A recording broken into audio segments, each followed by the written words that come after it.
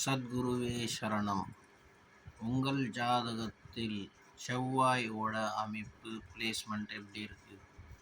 செவ்வாய் நீங்கள் கன்னியா லக்னமோ இல்லை கன்னியா ராசியோ இல்லை மிதுன ராசியோ இருக்குன்னு நினச்சிங்களேன். அதில் செவ்வாய் பிளேஸ்மெண்ட் ஆகிருக்காரு. அதை சூரியன் அவரோட 7ஆம் பார்வை மூலியமாக பார்வை விடுறாருன்னா என்ன பலன்னா, நல்ல படிப்பாளி, நல்ல பராக்கிரமசாலி, நல்ல புத்திசாலி, நல்ல பரோபகாரி, நல்ல சிந்தனை உள்ளவன், நல்ல விஷயங்களை பேசக்கூடியவன், நல்லது செய்வான், நல்ல அவனோட ஸ்ட்ரென்த், அவனோட பராக்கிரமம், அவனோட பவரை நல்ல விஷயத்துக்கு யூஸ் பண்ணுவான்.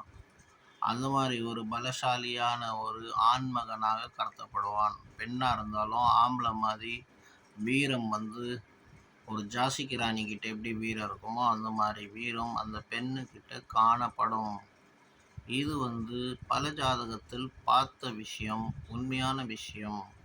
உங்கள் ஜாதகத்திலையும் இந்த மாதிரி செவ்வாயும் சூரியனும் காம்பினேஷன் ரெண்டும் கலந்து பார்வையிடுறது, ஒருத்தரை பார்த்துக்கிறது, இந்த மாதிரி ஒரு அமைப்பு இருக்கான்னு பாருங்கள். இந்த மாதிரி இருந்தால் இது ஒரு நல்ல யோகம்.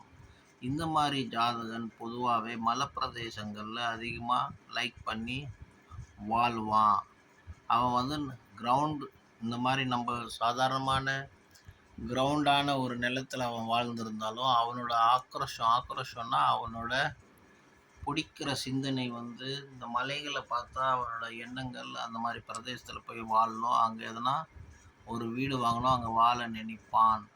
அது மாதிரி அவன் சிந்தனை அவனை எடுத்துகிட்டு போம்.